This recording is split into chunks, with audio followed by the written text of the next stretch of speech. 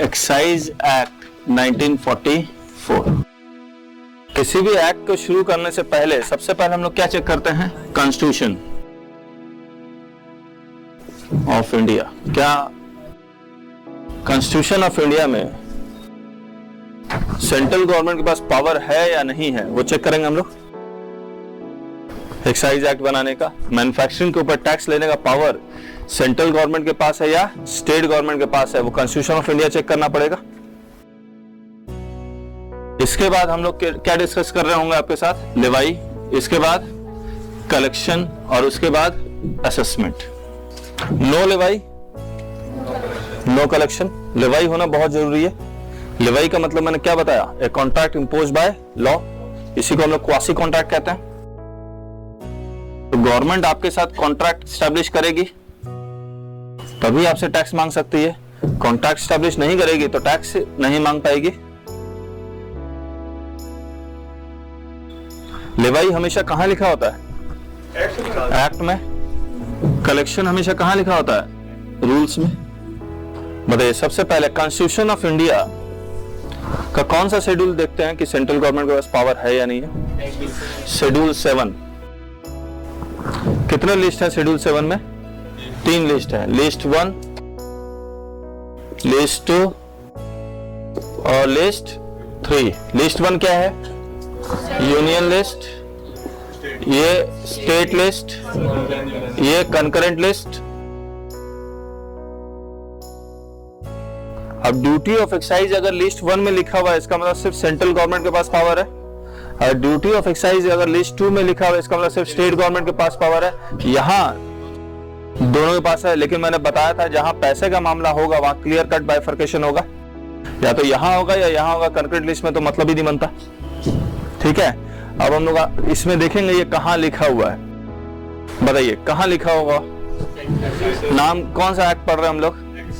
फिर से बोलो, कौन सा एक्ट का नाम क्या है? सेंट्रल एक्साइज एक्ट है। कौन सा एक्ट है?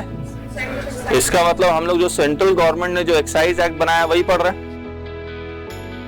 और यूनियन लिस्ट के एंट्री नंबर 84 में लिखा हुआ है, यूनियन लिस्ट के 84 में लिखा हुआ है duty of excise. Duty of excise on all goods manufactured in India accept alcohol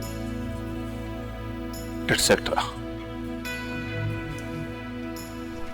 alcohol type की जितनी भी चीजें हैं उसको छोड़ के सारे गुड्स जो मैन्युफैक्चर होगा इन इंडिया उसके ऊपर ड्यूटी ऑफ एक्साइज कौन लेवाई करेगा? Central government. यानी कि central government duty of excise का एक्ट बना सकती है।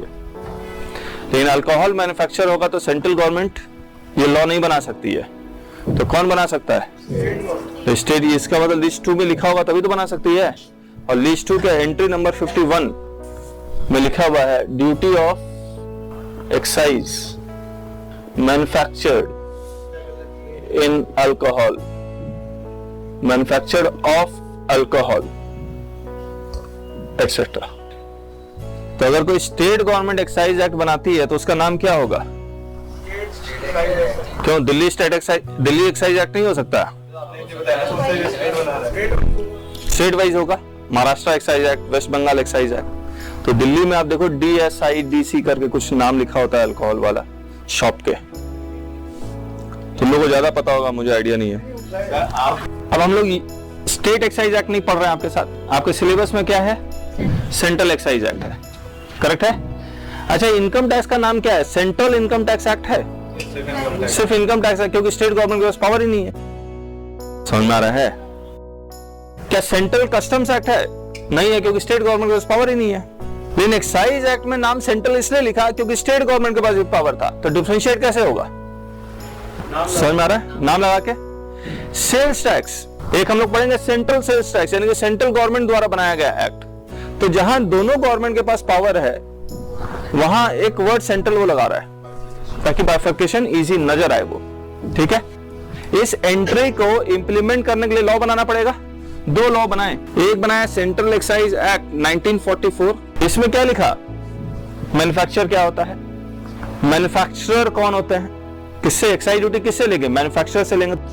किस पे लगेगा? मैन्युफैक्चरर पे लगेगा। इंडिया क्या होता है, यानी कि लेवाई का सारा डेफिनेशन यहाँ लिखा हुआ है, कलेक्शन का पावर यहाँ लिखा हुआ है, उसके लिए रूल्स बना दिया किस डेट को कलेक्शन होगा, असेसमेंट सारा यहाँ लिखा हुआ है, penalties, procedures, appeals and revision, सब कुछ यहाँ एक्ट में लिखा हुआ है। लेकिन रेट ऑफ ड्यूटी इस एक्ट में नहीं लिखा हुआ है। गाड़ी बनेगा तो मैन्युफैक्चर होगा, उसको रेट ऑफ ड्यूटी क्या होगा, पेन मैन्युफैक्चर होगा उसके ऊपर रेट ऑफ ड्यूटी क्या होगा, कपड़ा बनेगा उसके ऊपर रेट ऑफ ड्यूटी क्या होगा, धागा बनेगा उसके ऊपर रेट ऑफ ड्यूटी क्या होगा, तार बनेगा उसके ऊपर रेट ऑफ ड्यूटी क्या होगा, मोबाइल फोन मैन्युफैक्चर होगा तो उसके ऊपर रेट ऑफ ड्यूटी क्या होगा, यानी कि एसी मैन्युफैक्चर होगा उसके ऊपर रेट ऑफ ड्यूटी क्या होगा, chairs, plastic chairs, steel chairs, लाखों तरह के प्रोडक्ट्स मैन्युफैक्चर होते हैं या नहीं होते हैं, इसमें डाल दें, ये तो बल्कि हो जाएगा। तो क्या किया, rate of duty on manufactured goods का एक्ट अलग बनाया, और रेट ऑफ ड्यूटी को हम लोग कहते हैं टैरिफ। क्या कह रहे हैं? टैरिफ। और इसका नाम रखा सीटा। 1985 सेंट्रल एक्साइज टैरिफ एक्ट 1985। इसमें क्या है, गुड्स के नाम है, इस पे रेट ऑफ ड्यूटी क्या होगा वो लिखा हुआ है। ठीक है, अबे पूरा गुड्स थोड़ी पढ़ता रहेगा बैठ कर, नहीं। क्या? Central excise tariff act 1985। अब मैं जब आपको एक्साइज पढ़ा रहा हूंगा तो ये दोनों एक्ट का एनालिसिस करना पड़ेगा। मैंने जब आपको सर्विस टैक्स पढ़ाया था तो interpretation of description of service किया था,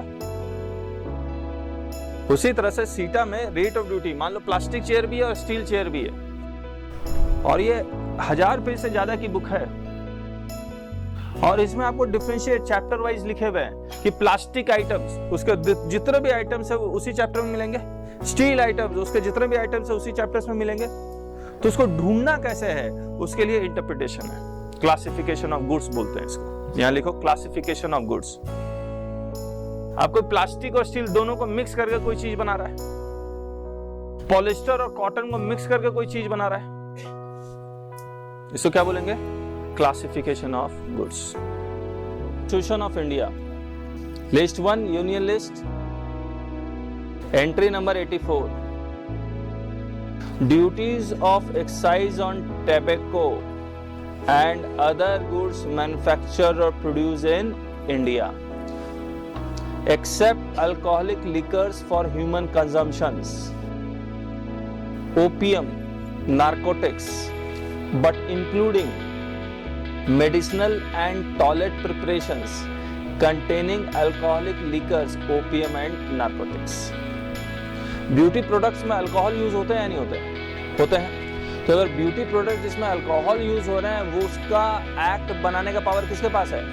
सेंट्रल गवर्नमेंट के पास, सेंट्रल गवर्नमेंट के पास। लेकिन प्योर अल्कोहल, नशे पदार्थ बनाने की पावर किसके पास है? State government. देखिए list 2 entry number 51, duties of excise on alcoholic liquors for human consumption, opium and narcotics, इसका पावर किसके पास है? State government.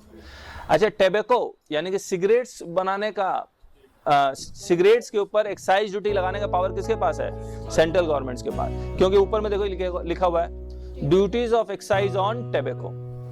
अगर टेबेको अलग से क्यों लिखना पड़ा? नहीं लिखते तो वो अल्कोहल में आता, स्टेट गवर्नमेंट के पास पावर चला जाता। उस कंफ्यूजन को दूर करने के लिए उन्होंने टेबेको कहां लिख दिया? अलग से लिख दिया। ठीक है, एक बार फिर से बताइए क्या लिखा हुआ है? Duties of tobacco and other goods, tobacco and other goods manufactured और produced in India.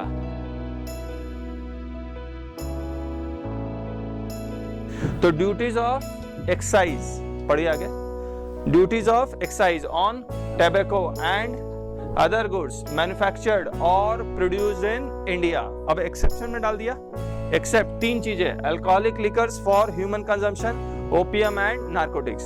Opium and narcotics का खेती होती है, इस खेती को करना इलीगल है, लेकिन गवर्नमेंट खेती करवाती है इसका, क्योंकि वो मेडिसिन की तरह भी यूज होता है, इसीलिए ह्यूमन कंजम्पशन के लिए नहीं करवाती है। ह्यूमन कंजम्पशन के लिए सिर्फ क्या होता है? अल्कोहल होता है, इसीलिए ह्यूमन कंजम्पशन कहाँ लिखा हुआ है? अल्कोहल के साथ लिखा हुआ है। ओपियम एंड नार्कोटिक्स के साथ ह्यूमन कंजम्पशन नहीं लिखा हुआ है। ठीक है, मेडिसिन में तो होगा ना। तो alcoholic liquors for human consumption, फिर क्या लिखा हुआ है? Opium and narcotics but including medicinal and preparations containing alcoholic liquors, opium and narcotics. ठीक है, इस लास्ट वाला मेडिसिनल एंड टॉयलेट प्रिपरेशन के लिए सेंट्रल एक्साइज एक्ट में कुछ नहीं लिखा हुआ, याद रखना। इस मेडिसिनल एंड टॉयलेट प्रिपरेशन के लिए अलग एक्ट बनाया हुआ है। ठीक है, चलिए, और यहां पर आपको समझ में आ गया alcoholic for human consumption, opium and narcotics, इसके ऊपर किसके पास पावर है? स्टेट गवर्नमेंट के पास पावर है। कोई दिक्कत? आगे analysis. Only central government has power to make laws on duties of excise on goods manufactured or produced in India. For this, central government enacted two acts: Central Excise Act 1944 and Central Excise Tariff Act 1985. Central Excise Act 1944 provides the provisions of levy and Central Excise Tariff Act 1985 provides for rate of tax. आया, अब ये list 1 entry number 84 को याद करें, फटाफट याद करो, मैं सुनूंगा। आइए आइए,